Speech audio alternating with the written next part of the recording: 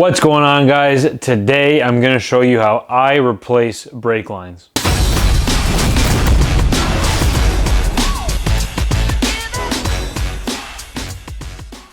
Now I'm replacing some brake lines on this 86 Ranger, but what I'm going to show you guys pretty much applies for all vehicles with a few small different things here or there, but the concept is the same across all vehicles.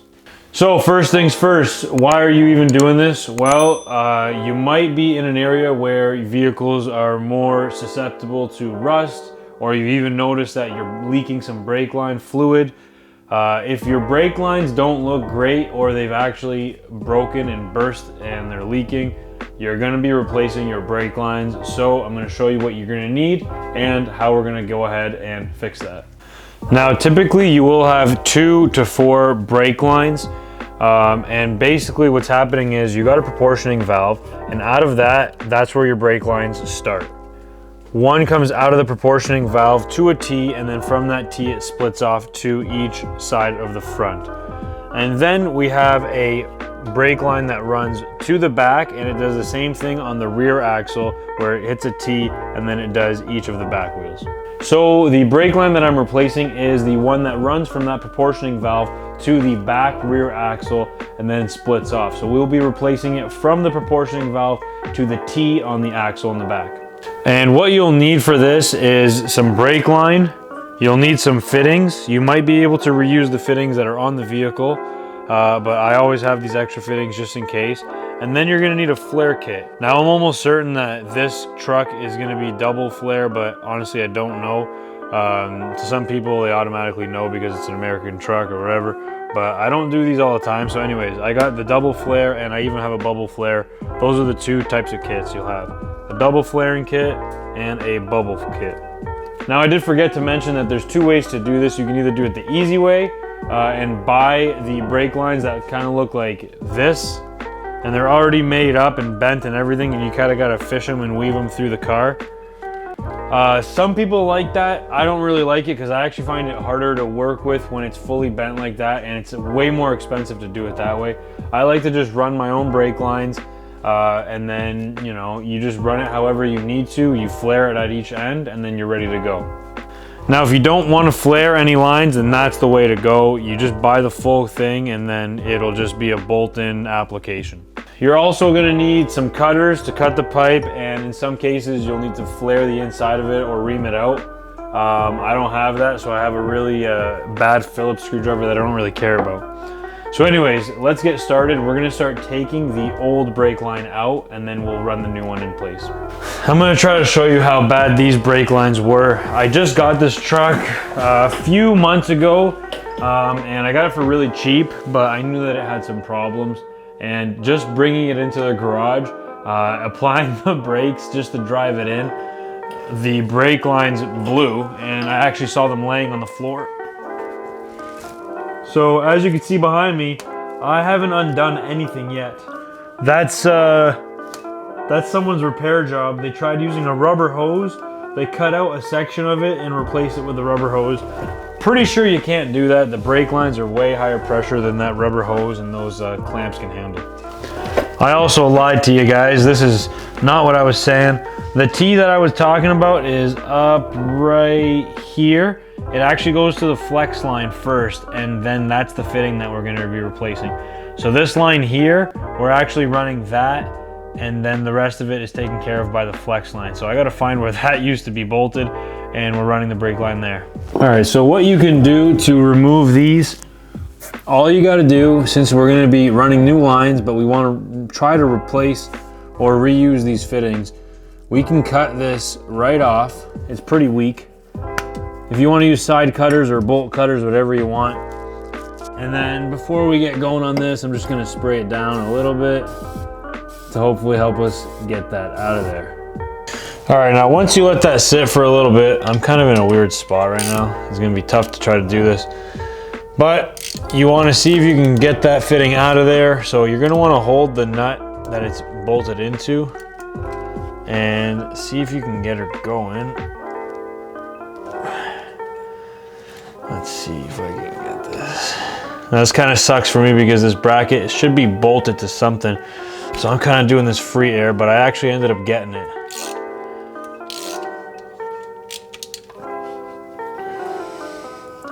And you can see the fitting come right out. And there's the fitting that we need.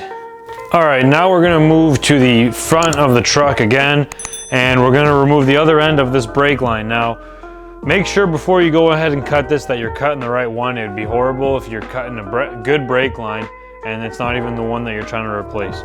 So I verified that this is the one that I need to do. It is a bigger fitting which runs to the back of the wheels, and I'm pretty sure that's typical.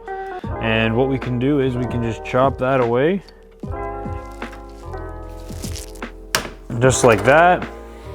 And then you can probably get a socket on this one, and it'll be much easier than the other one because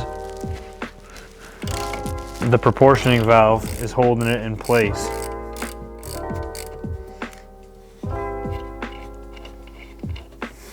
All right, so now that we got the two fittings out that we need, you have two options. You could try to clean these up and then get that old brake line out of there by drilling this out and pushing it out this way. Or if you have new fittings, just replace the fittings and save yourself the trouble. These are fairly cheap to replace, so I've done it in the past where we've actually reused these a bunch of times and it's worked fine. It's just more work than it needs to be. If you have new fittings, just use them. Now, what I want to do before we get going, we got some options here, and I'm just going to tell you guys how I do it. So clearly the ones at the back of the truck, underneath the truck, it's going to be harder to flare that under the truck. And you always want to make sure you put your fitting on before you start flaring your brake line. So what I'm going to do is I'm actually going to set this one up and get this fully done, and I'm going to flare it on the table here. That way I can run it under the truck, and then the other end of this, I can run it up through the engine bay, and it'll be much easier to flare that standing up in the engine bay, and I'll do that one later. So we're gonna go ahead and flare this side. So like I said, don't forget to put your fitting on the brake line before you start doing that, or else you'll never get it on. And this is what your typical brake flaring kit will look like. If you have a manual one, you can either get the manual ones, which are way cheaper, or you get the hydraulic ones, which are amazing. I absolutely love them, but they're very expensive. I don't have one just yet, but I've used them in the past. But these ones, some people say they work just fine. I actually hate these ones, and I'm gonna be quite honest, I'm probably gonna mess up the flare a few times before I get it, because I'm really bad at this. But I'm not gonna hide anything from you guys. I'm just gonna show you how I get it done and how I fix it 17 times before it works. So you're gonna wanna start by undoing these two pieces here, loosening them off, and then you're gonna wanna find the diameter of the brake line that you're using. We're using 3/16, which is the smallest one. And then you're gonna find the 3/16 flare piece, and that's gonna help you flare the actual brake line, and it's gonna tell you the depth at which you set the brake line in this tool so that you get a good flare. So you take your brake line, you sandwich it in this tool, and you can get these started. And just get it snug, don't tighten anything up just yet. So why do I say that? When you set this up, you want to have this piece flush against the tool, and you're going to pull it back until you see the brake line is flush with that first notch. When it's there, you know that you have enough material sticking out of the tool, and then you can tighten that down and you should be good to go. Now I've got it hand snug. I'm going to double check. I still have the right amount of material sticking out of there, and then I can really crank on these to make sure that this doesn't go anywhere before we go ahead with the flare.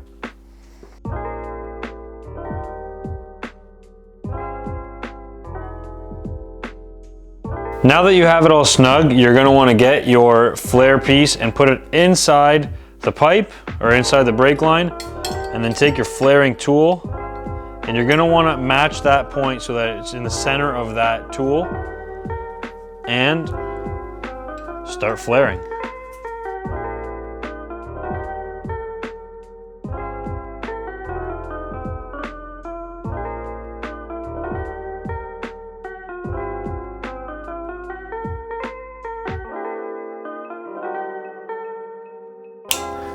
Once you get that to bottom out on the tool there, you're done with the first flare, but this is called a double flare for a reason. I'll show you the second flare right now. You're going to want to remove this tool and back it off.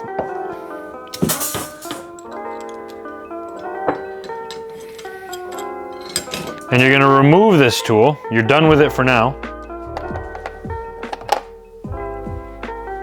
And then take this tool without any fitting in between it, and you're going to put that right into the brake line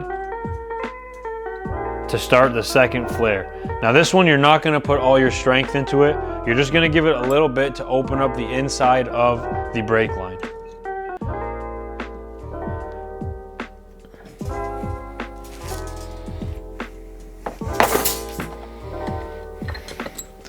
Now I'm going to show you, this is my first try with this one here, so we'll see how well I did. Every time I make a flare, it never works out perfectly, but the way you can test it is by taking your fitting now and sliding it to the end of this, and if it sits flush, you did a good job. So let's see. Honestly, I'm impressed. I never thought that that was gonna work, and it's actually really good. Okay, I'm quite happy with that. So we got one end done. All right, so now that we have that flare done, we're gonna run it along the length of the truck, and then we're gonna have the rest of it sticking out of the engine bay. All right, now I'm gonna try to run this roughly the same path that the original brake lines were. It's never gonna be as good as it was factory if you're doing it this method, but I can get it pretty close, and I'm gonna try to use as many of the brackets that are on the truck to mount this back to where it originally was. So I'm gonna be feeding this through the engine bay, and I'm gonna try to get my wife out here to unroll this as I'm feeding it through, and I'm underneath the truck and she'll be up top here.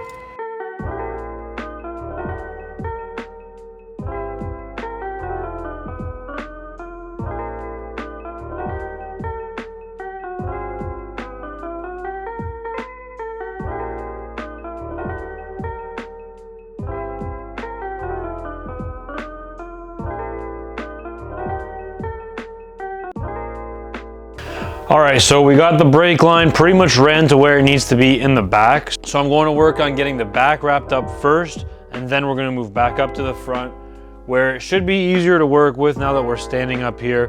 So that's why I wanna get the hard part done first. So I'm gonna try to show you guys what I'm doing now. You can see I ran the brake line up to the point where I need to bolt it in, and then I'm going to re-bolt this bracket with the flex line. I'm gonna bolt this back up to the inside of the frame over there, and then we can take our flare nut, I should say, and thread it back into our fitting, have this all bolted on the inside of the frame, and we'll be good on the back end here.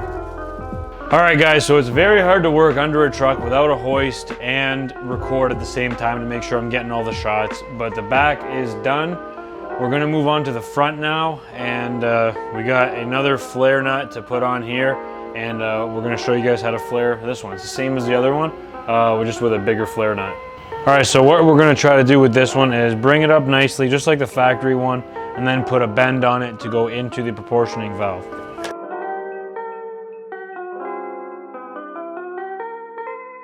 All right, I'm gonna cut a little bit more than I need so that I can work with it, get the bend that I need, and then I'll cut it again after that.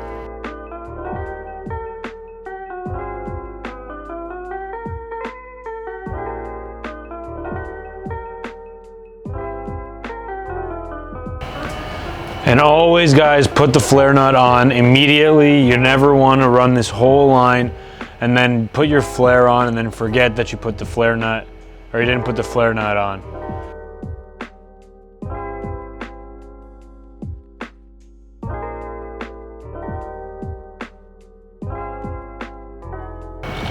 All right, and we're pretty much going to be doing something just like that. So I'm going to cut it to the length that I think is good. And again, since we're making these lines, we have some play. We can keep them a little bit longer than we need.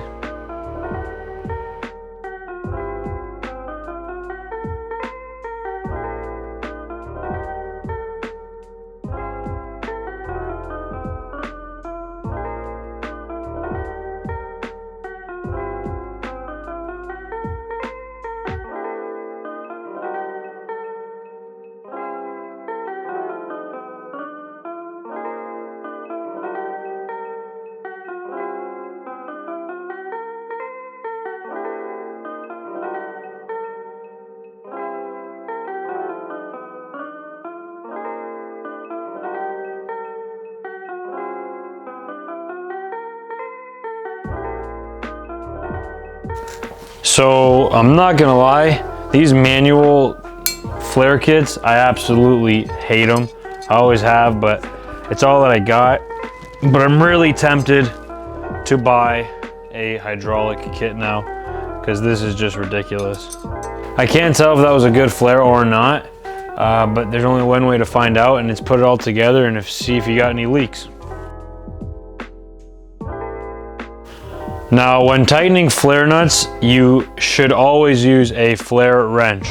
And what's so special about this wrench is that you still get 6 points of contact and you're able to go over the brake line and tighten the flare nut.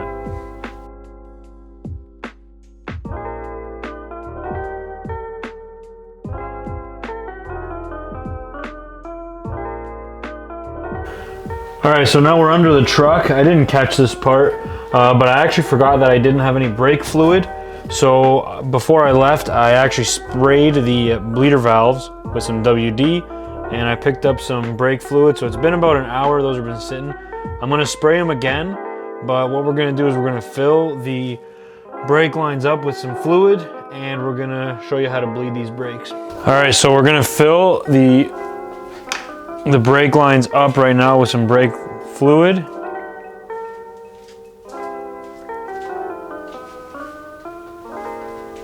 And now we're gonna go to the back of the truck, and where the brake line actually threads in, we're gonna crack that loose, and it should gravity bleed most of the fluid to the back. Then we'll tighten that back up once we start seeing it drip.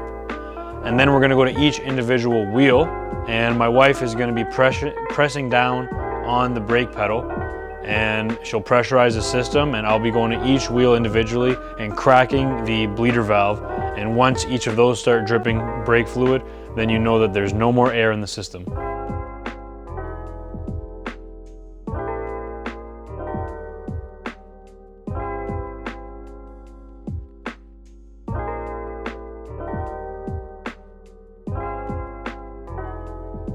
Oh, we got brakes. All right, so there you go. You can see it started dripping. So that means up until this point, there is no air in the system. So we can go ahead and tighten that up.